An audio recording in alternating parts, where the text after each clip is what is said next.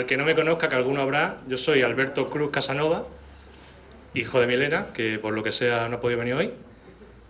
Y la virtud que hace que yo esté sentado en esta mesa, básicamente, según dicen, es que yo soy el más duro de todos. Virtud que pronto vamos a ver que es mentira.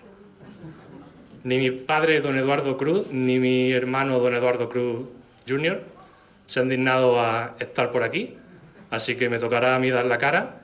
Haré lo menos emotivo posible, para que no embarra esto, que además con la calima no viene bien. Aséptico, canónico y pa'lante. Ya tenemos el quién, ya tenemos el dónde, el cuándo, falta el qué y el por qué. ¿Qué es este poemario casi antológico?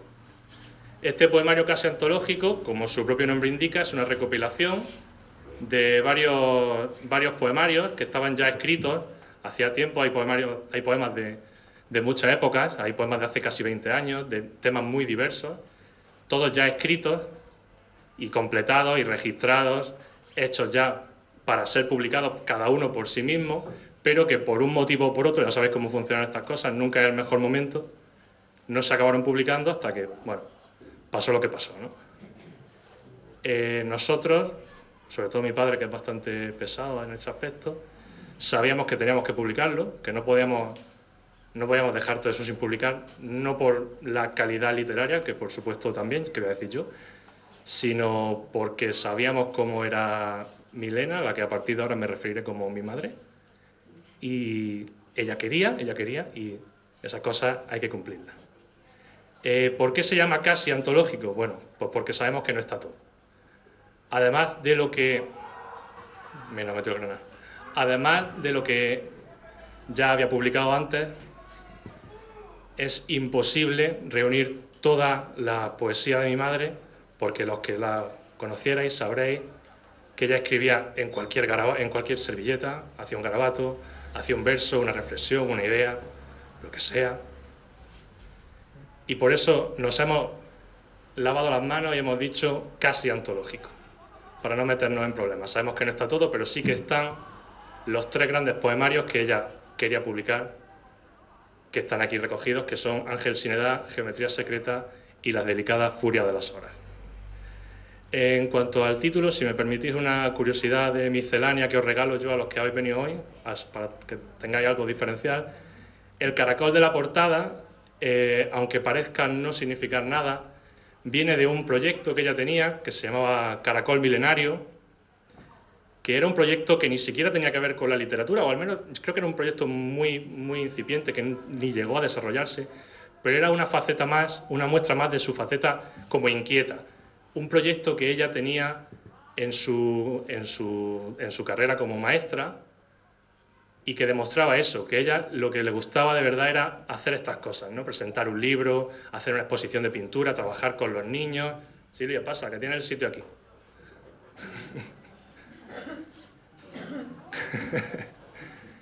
y eso, que a mi madre le encantaba hacer todas estas cosas y por eso hemos puesto el caracol en la portada, para recordar ese caracol milenario que fue uno de los primeros títulos que tuvo este libro, que al final se cambió por este poemario casi antológico porque nos pareció un nombre más adecuado, además porque lo recogía todo. También una decisión que tomamos muy al principio de la producción de este libro fue dejarlo todo en un único libro, que al final no ha quedado tan extenso, porque publicar los 3 poemarios por separado nos parecía una idea un poco innecesaria, hacer 3 veces esta presentación, pasar 3 veces por este rato, no hace falta. Y también sacar 3 libros el mismo día iba a ser un follón para el que estuviera ahí vendiendo, lo saqué nada. Mejor así. Dicho esto, me voy a dejar que cuente una anécdota y ya empiezo a ceder palabra. Me tengo que retrotraer a 2013, cuando presentamos no, porque yo no presenté nada, Profundo Azul, que fue aquí mismo, en esta mesa. Lo hizo mi padre, que en aquella ocasión no le daba nada, por algún motivo. Y ese fue un día de muchas sorpresas, que fue muchísimo más festivo, lógicamente. Hubo música en directo, hubo grabaciones, todo estaba muy orquestado.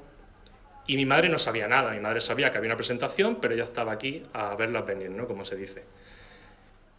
Una de las sorpresas era que yo toqué una canción con mi sobrina Christelle, la Plus belle pour aller danser, y claro, yo tenía que entrar aquí y mi madre ya estaba aquí. Y digo, bueno, la sorpresa al garete, no pasa nada, hay más gente, ok, no hay problema. Paso por delante, guitarra en la mano, difícil de esconder una guitarra, y cuando paso al lado, pues digo, bueno, pues ya está, me ha pillado, 1000 besos, 1000 abrazos, ya sabéis cómo funciona esto, con mi madre y conmigo, así somos en la familia. Y digo, bueno, me ha pillado, escondo la guitarra aquí detrás, justo en la cortina, y me siento en el público. La presentación sigue su curso normal, y en cierto momento mi padre dice, venid aquí, ¿verdad?, al escenario, a esta esquina, a tocar Alberto y Christelle, no sé qué. Cuando yo voy haciendo este camino hasta aquí, me doy cuenta de que mi madre no tenía ni idea. Los ojos así. Bueno, fue tocar una nota, mi madre, a llorar. Hasta la última nota llorando y un poco más, ya que estamos, de propina. ¿A dónde quiero ir con todo esto? Quiero ir a que a mi madre le encantaba este momento. Es duro. Y por eso publicamos esto, no solo para cumplir su voluntad, sino también como una forma de homenajearla, porque sé que le encantaba estas cosas. Estos actos, sé que era profundamente feliz haciéndolo y sé que iba levitando por la sala de lo contenta y de lo orgullosa que estaba haciendo estas cosas. Uf, ya está, ya está.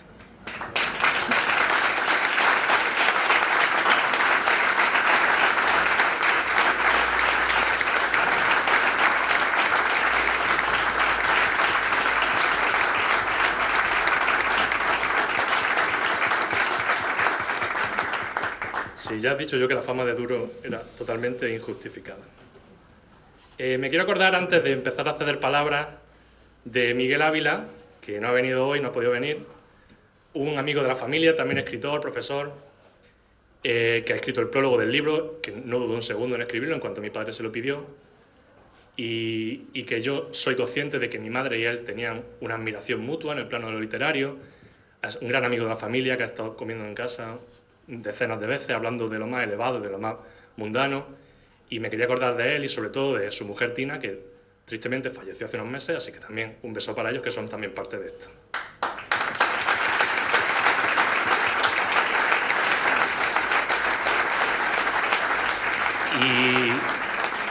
Y ahora sí, voy a empezar a ceder palabras de aquí para allá. En primer lugar, María Eugenia, alcaldesa de Salobreña, muchas gracias por venir, por supuesto, y por abrirnos las puertas de la biblioteca para dejar que hagamos este homenaje. Lo que tenga que ver. Muchísimas gracias, Alberto. Precioso lo que has dicho y lo que has hecho. Bueno, bienvenida y bienvenidos todas y todos. Es un lujo empezar a recomponernos y a recuperar momentos donde, sobre todo yo creo que para la familia será un recuerdo especial el día de hoy, verse rodeados de tantos amigos y amigas y tantas personas que estamos aquí que queremos a Milena, que queremos a su familia también, y por eso era imposible decir que no, compartir un momento como este, sobre todo incluso abrumador, poder participar en un momento así y bueno, pues con Miguel, con Antonio y con esta mesa de lujo que seguramente nos harán pasar un rato magnífico, y como tú bien decías, Alberto, seguro que ella estará contentísima de vernos y de disfrutarnos en un momento de, bueno, pues de pandemia, de guerra, de ocre en el ambiente que también nos asusta, ¿no? Qué mejor que pararnos un poquito y pararnos con poesía, con la obra de Fina, con la obra de Milena. Yo de la obra del libro voy a hablar poco porque me acompañan voces bastante más importantes que la mía en este sentido, que tendrán un mejor análisis que el mío, pero sí deciros que bueno, a mí la poesía me encanta y he disfrutado muchísimo leyendo este poemario, como disfruté en su día incluso con los cuentos de Fina, con sus lecturas. Yo voy a confesar una cosa ahora que nadie relacionado con Radio Salobreña me oye, y es que yo por las tardes normalmente no tengo tiempo de escuchar, pero siempre me pasaba que si por casualidad encendía la radio, yo en casa siempre tengo emisoras de radio por cualquier sitio, cuando estaba el jardín de Milena, me tenía que parar necesariamente porque su voz me hipnotizaba, ¿no? Me embaucaba y me encantaba escucharla y me encantaba charlar con ella. Hemos compartido momentos magníficos, alguna que otra cerveza, Eduardo, momentos en la muestra de cine, que veo aquí muchísima gente que hemos compartido también entonces con ella y bueno, pues yo creo que lo que nos queda y lo más importante precisamente que podemos dejar para dejar una huella es aquello que marcamos en el corazón de quienes nos rodean, de quienes nos quieren y de quienes incluso no nos conozcan, y lo hacemos a través, o lo hace alguien como ella a través de su obra, que quedará para siempre y quedará en nuestras manos, en nuestra retina y en nuestro deleite cada vez que abrimos una página de aquello que escribe. Disfruté muchísimo con Dragones en Conserva, por supuesto con Profundo Azul, porque demostraba una persona que yo creo que puedo decir sin que nadie se moleste, que era salobreñera de pura cepa, y en ese sentido quiero pararme en un solo poema, me vais a permitir que lea, que bueno, que además me lo he impreso un poquito más grande porque no veo nada y así pues no quedo fatal leyendo, y a mí me hizo pararme, me paré en esa página y en este poema, que además es un acróstico en color que ella tituló Salobreña. Salobre, sueño, abriéndose camino en la roca, la luna flota en el cristal del agua, osadía del blanco sobre el violeta, blanco siempre, cal azúcar, espuma, sal, blanco. Ristras de sueños blancos, entretejidos con el rubor de los geranios. Eñe, con eñe, salobre, ña, azules, tierras, blanco.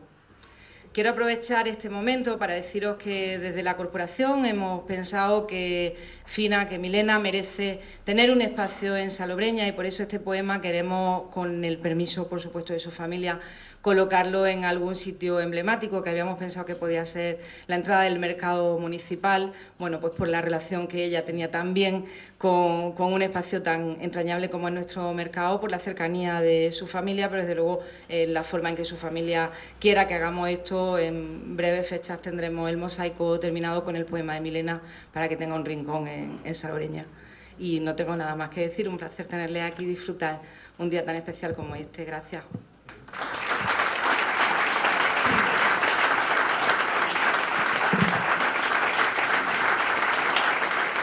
Muchas gracias María Eugenia.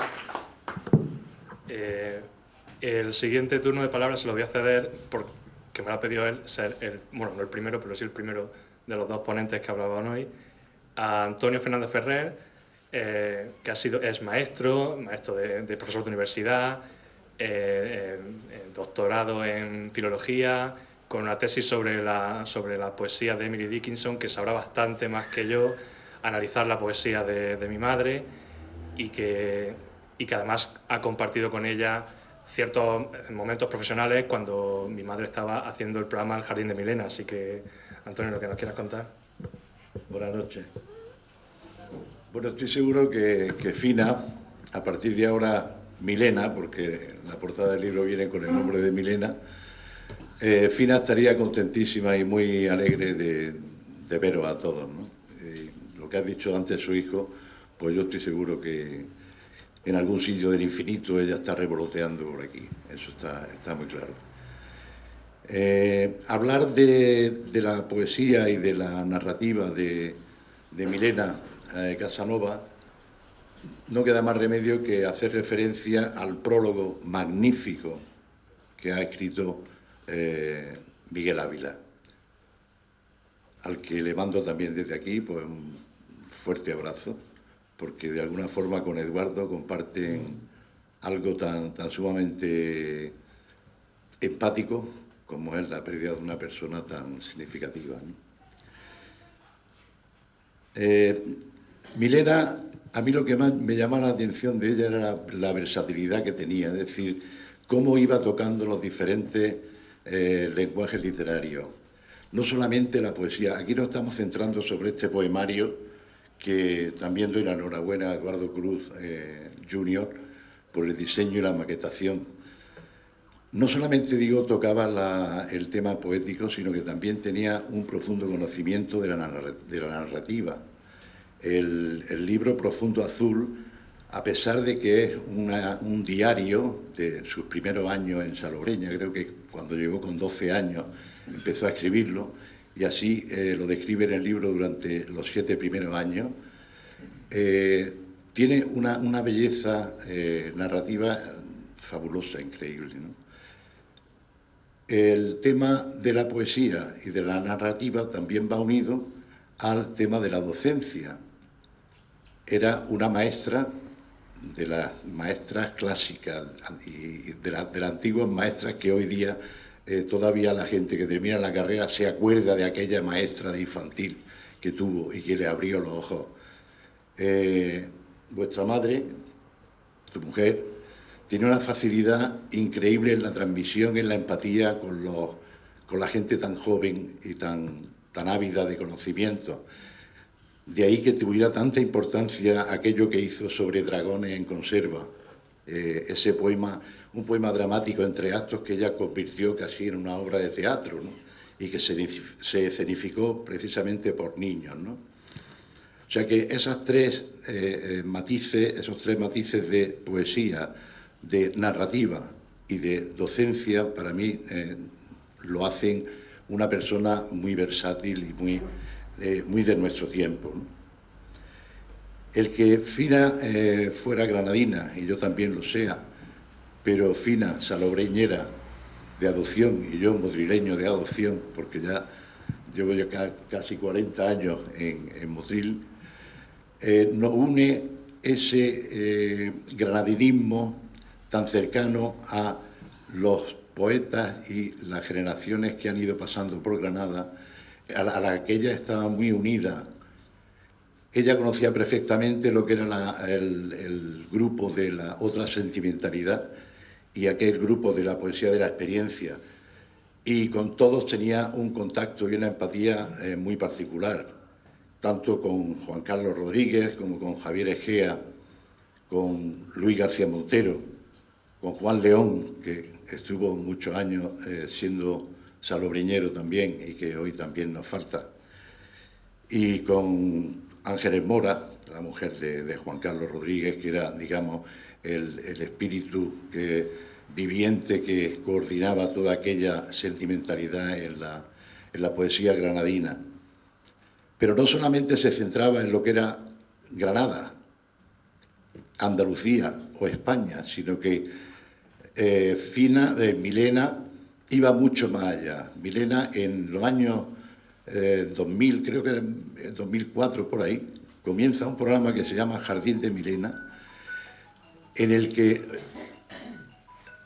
se hace como visionaria de lo que iba a venir ahora a partir del año 2010, 2012, de los podcasts.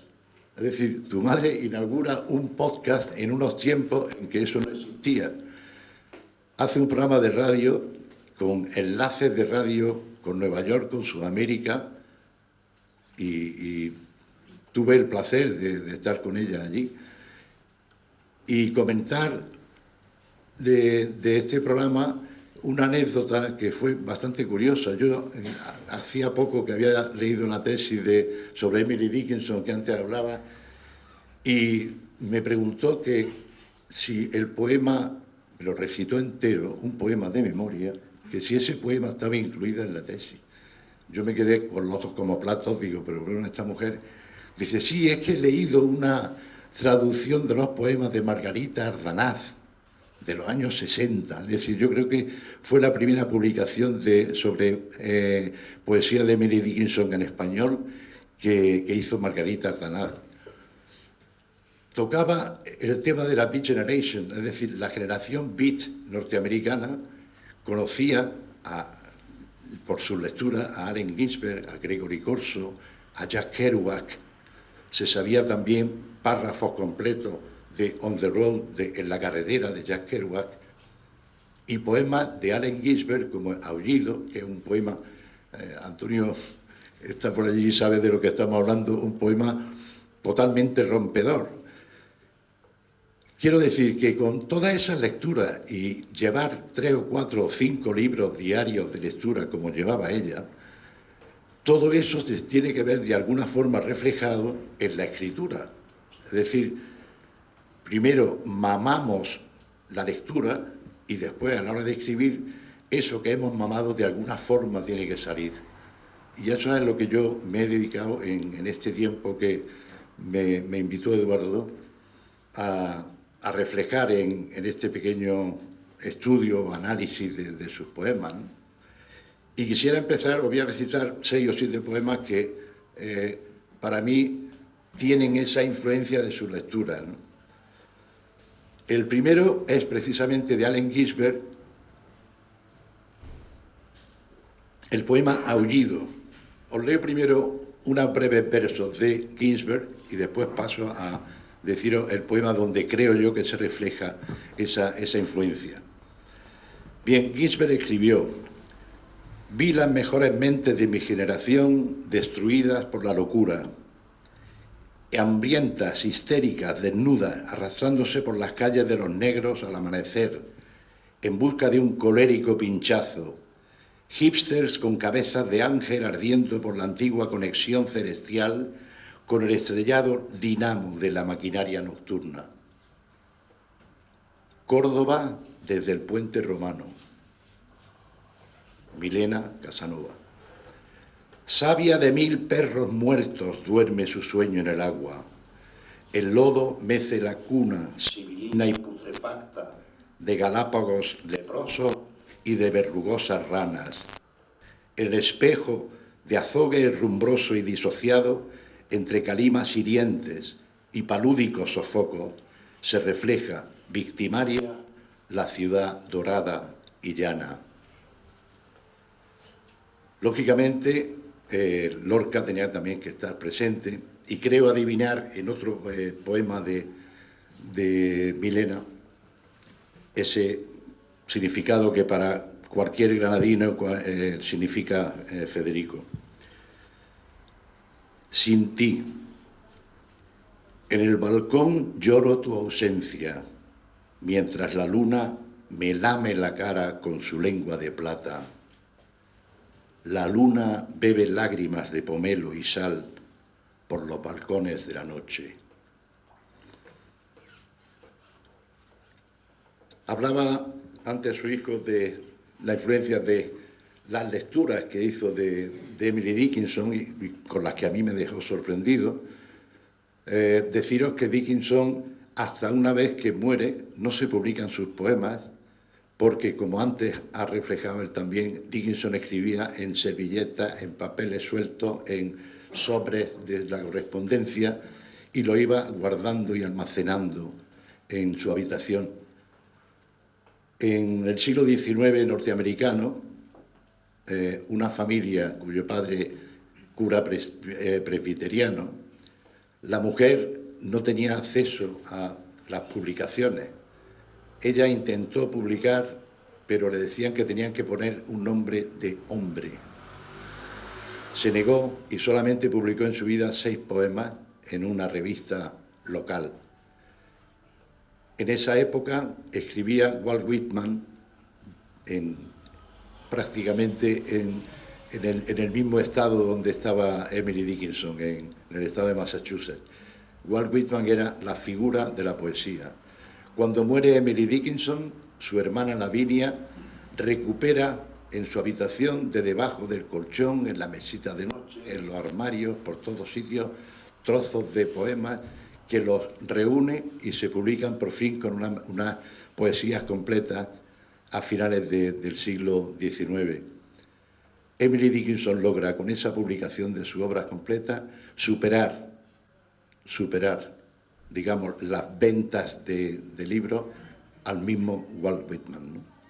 Por eso era tan importante el conocer la poesía de Dickinson traducida al español. La primera traducción, ya he dicho antes, de Margarita Ardanat, que Milena conocía perfectamente. Bien, pues algunos de sus poemas reflejan también la fuga de Emily Dickinson. Emily escribió: dentro de mi flor me escondo para que al desaparecer de tu jarrón sientas por mí una soledad parecida. Milena escribe: me escondo en el silencio de la selva cotidiana, en sus filosas aristas, en sus vértices salados.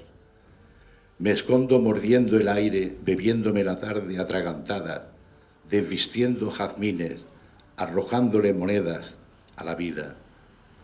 Me escondo transparente con las nalgas al aire en los rincones del futuro y tapo el sol con un dedo en la expuesta ribera del abismo.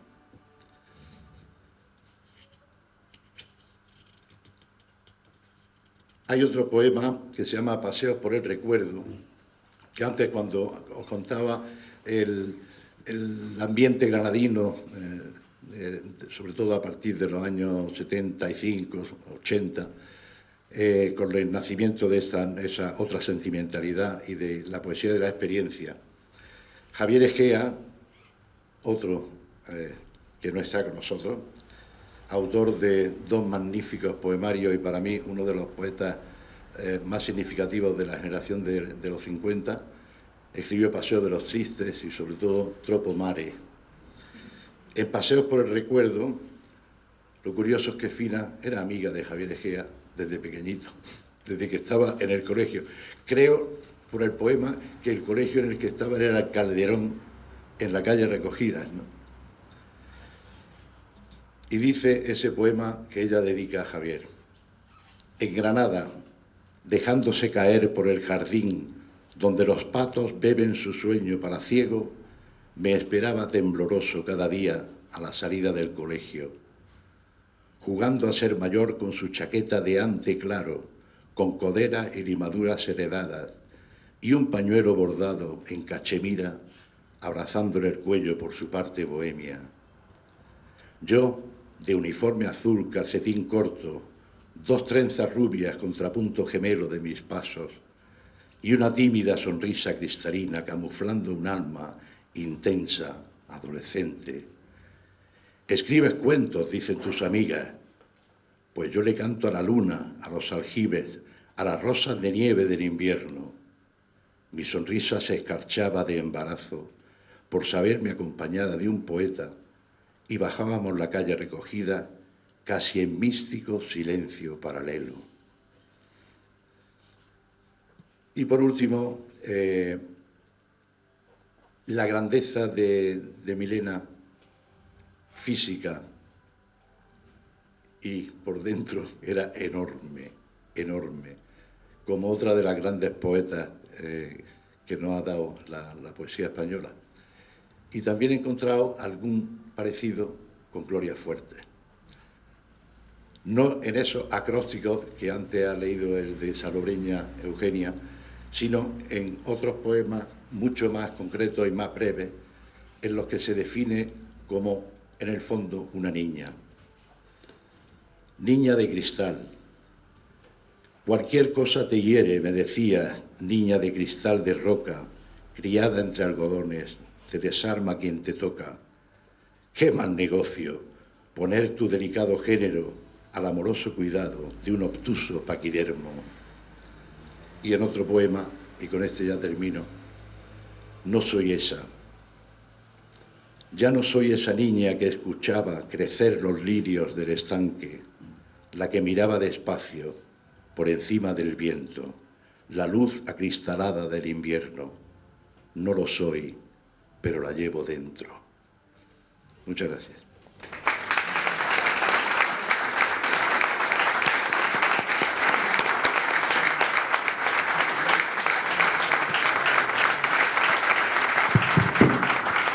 Muchísimas gracias, Antonio. Muchas gracias. Ya os he dicho que él lo iba a explicar bastante mejor que yo.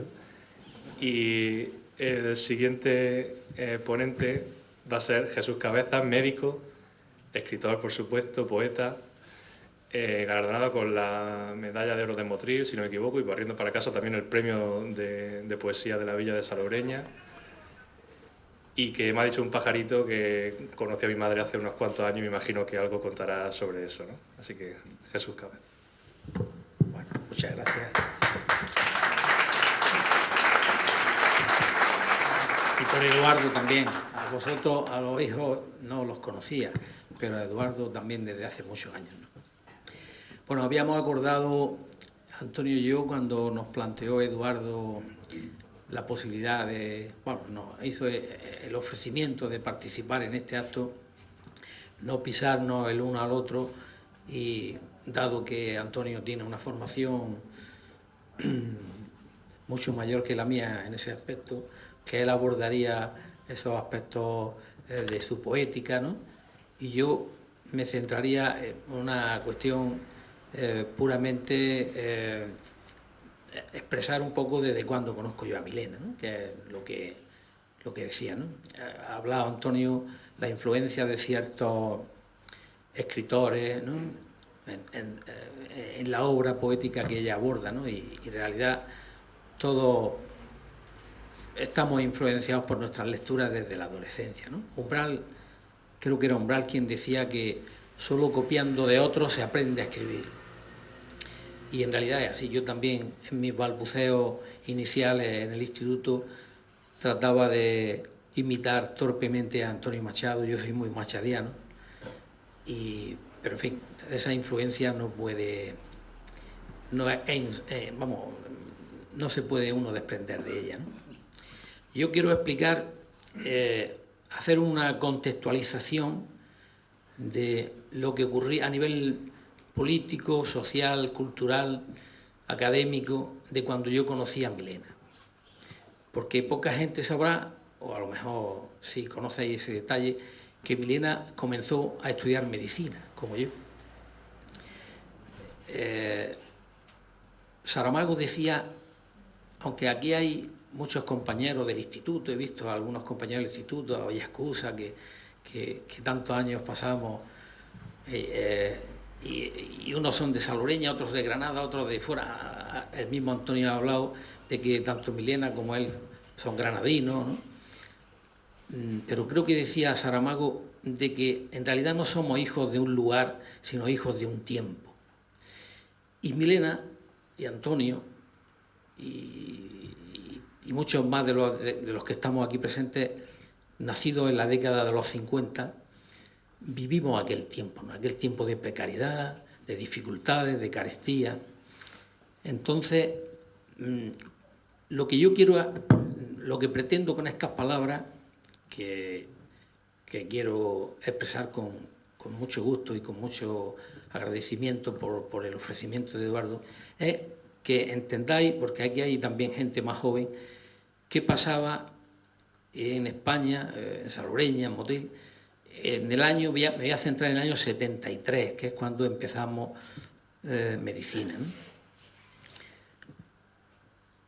Muchos a lo mejor no habríais nacido todavía, pero los que teníamos ya 18 años en aquella época, pues vivíamos unos años convulsos, unos años difíciles, y había, digamos, como un denominador común en toda la generación de estudiantes en aquella época. Y Fina, o Milena, era un fiel representante de aquella generación. Era una persona entusiasta, alegre, contestataria, divertida. Así la recuerdo al menos, ¿no? Digo que empezamos los dos medicina aquel año porque en junio del 73 habían nombrado ministro, entonces se decía, de Educación y Ciencia, a Julio Rodríguez. Julio Rodríguez, que estaba casado con una motrileña, la hija del dueño del Costa Nevada, la calle que sube hacia el hospital. Allí estaba el Costa Nevada y esa calle lleva hoy el nombre de Martín Cuevas, que era el padre de esta señora, ¿no? Ella es la que tienen ahí su hijo, lo del hotel de los Bates, ¿no? Bueno, pues Julio Rodríguez, que era de Armilla, si no recuerdo mal, lo nombraron ministro de Educación y Ciencia en junio del 73. Dicen que por un error de un Franco ya senil, que se equivocaron, todas, que lo nombraron ministro. Y la única cosa que se le ocurre a Julio Rodríguez es implantar a todos los que querían comenzar primero de carrera en todas las universidades de España, de implantar lo que se conoció como calendario juliano. El calendario juliano lo que pretendía era hacer coincidir el año académico con el año natural. Es decir, que el curso comenzara en enero y terminara en diciembre, con un receso durante el mes de agosto como de vacaciones. El cambio era perverso, porque lo que planteaba realmente, de facto, era la supresión de los exámenes extraordinarios, los que se celebraban antiguamente en septiembre. Si te quedaba alguna asignatura en junio, te podías examinar en segunda convocatoria en septiembre. Pero de aquella forma no había posibilidad ni tiempo material de recuperar las materias perdidas, de forma que se armó un follón impresionante, no solo en Granada, eso lo vivimos todos los que nos habíamos desplazado ya en septiembre para empezar el curso, y el curso no empezaba y no nos daban información, y hasta enero no comenzó el curso. Entonces, en septiembre estaba la gente y los estudiantes absolutamente enardecidos con aquella circunstancia. Era también los últimos años ya, el tardofranquismo, los últimos años de los gobiernos franquistas, el estudiantado, toda la gente que estudiaba en la universidad tenía ya una concienciación y un ambiente muy politizado, muy contestatario, con manifestaciones que no estaban permitidas, como se decía entonces, por la autoridad competente. Y se armó un jaleo tremendo en toda España, y en Granada, como no podía ser menos, también, donde el ambiente estudiantil era bastante activo en cuanto a... Bueno, pues en este ambiente conozco yo a Fina, ¿no? Fina, por su apellido Casanova, yo Cabeza, coincidimos en la misma clase, porque las clases se dividían, luego los grupos de práctica eran pequeños grupitos de estudiantes y siempre estábamos en la misma clase de práctica, ¿no? Hubo que hacer un examen para entrar en medicina, porque todavía no se había instaurado las pruebas de selectividad, pero había una demanda tremenda para estudiar medicina y nos presentamos 1000 personas, para ser exactos, si no recuerdo mal, 998 para 200 plazas. Total que Fina y yo aprobamos ese examen, entramos en medicina, pero el curso no empezaría hasta enero, pero ya en septiembre estaba el ambiente bastante enrarecido. Para colmo de males, en septiembre del 73 se produce un golpe de Estado en Chile, los más mayores recordaréis toda aquella movida, ¿no? Asesinan a Salvador Allende, el presidente socialista electo de Chile, y poco después a Víctor Jara, un cantautor que era sumamente aclamado por la gente de mi generación, de nuestra generación, de los nacidos en los 50, le cortan las manos para que no tocara la guitarra y después lo asesinan, una cosa muy trágica. Y aquello, también recuerdo yo, enardeció todavía más al mundo estudiantil. Recuerdo que asistimos, no sé si aquí en la sala habrá alguien que acudiera, lo dudo, ¿no? Se hizo un montaje audiovisual en el Colegio Mayor San Jerónimo, que actualmente es la Facultad de Relaciones Sociales, o no sé exactamente, Relaciones Laborales, exactamente.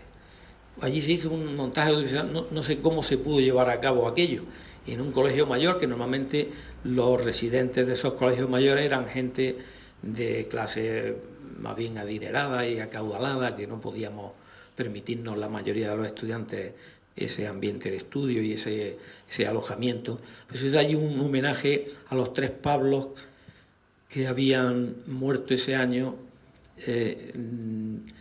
más opuestamente antifranquistas y claramente amantes de las libertades, que fue Pablo Neruda, Pablo Picasso y Pau Casals, ¿no?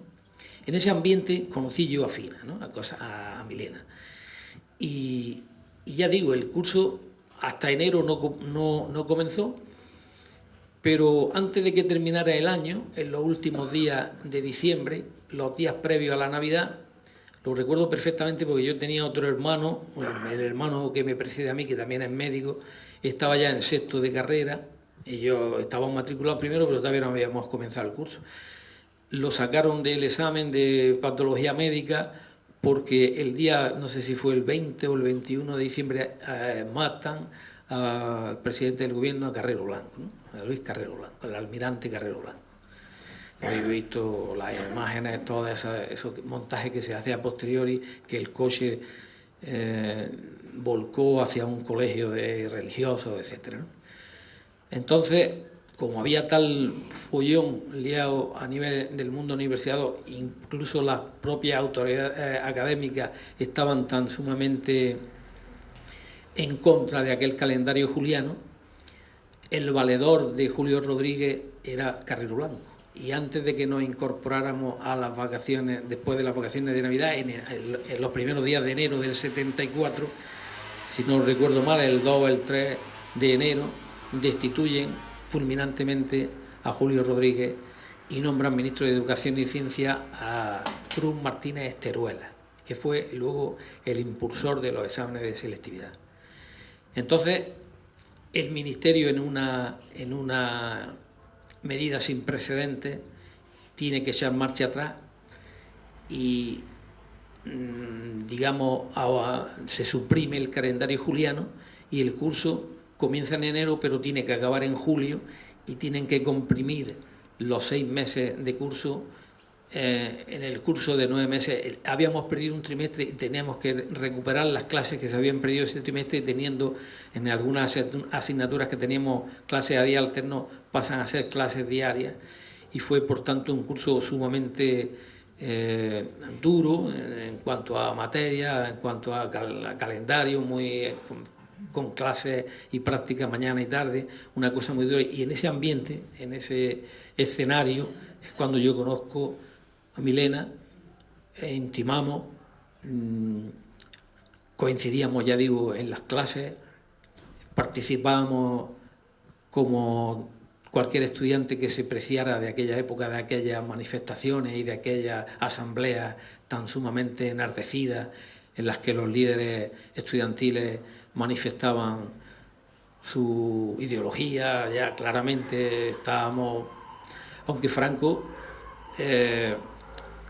no daba ningún signo de magnanimidad ni de indulgencia, ¿no?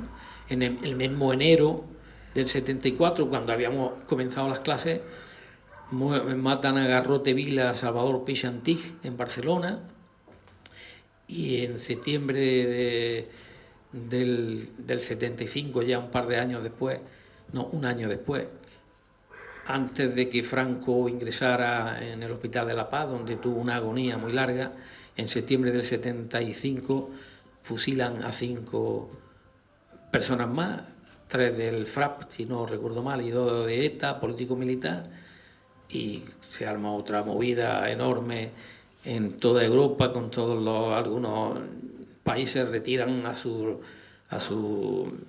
en fin, el personal de la embajada, etcétera, un jaleo enorme, ¿no? Pero en ese ambiente tan crispado, pero a la vez tan sumamente enriquecedor y tan la vida de un adolescente, porque teníamos 18 o 19 años, pues fue una cosa sumamente inolvidable, y así recuerdo yo a Milena, aunque luego ya al año siguiente cambió de estudio, y porque me imagino que su verdadera, digamos, afán era de ser maestro, ¿no? Su verdadera. Pero ese año que compartimos juntos fue un año inolvidable por todos estos momentos trágicos en la vida nacional y por tanto en la vida estudiantil, que embargaban nuestros ánimos también.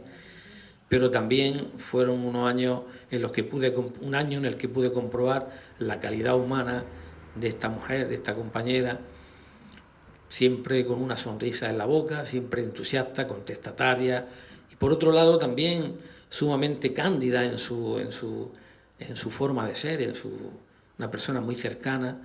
Y luego ya, en fin, nos hemos tratado en la distancia más tiempo. Yo también leí con mucho cariño Profundo Azul, que me ha parecido un libro magnífico de sus años, su verano salobreñero, que aquella salobreña de la que ella habla y que yo también conocí, porque está aquí Emilia López Rufino, y yo era muy amigo de Lola, y yo éramos amigos de Emilia, y venían por aquí los veranos. Aquella salobreña, cuando yo venía en bicicleta, iba para la playa, que la carretera era sumamente estrecha y las cañas casi se metían. Esa salobreña de la que habla Milena en Profundo Azul no tiene nada que ver con ¿no? Pero, en fin, como decía también alguien, nada es lo que es, sino lo que se recuerda, ¿no? Y eso también lo recordamos gratamente. Y un poco, estas palabras, así un poco alejadas del ámbito puramente analítico, académico, es lo que yo quería contaros. Pero espero no haberos aburrido demasiado y que os hayáis puesto al día con respecto a aquellos años tan convulsos, pero tan interesantes y que tanto nos marcaron a toda esa generación de nacidos en los años 50. Muchas gracias a todos.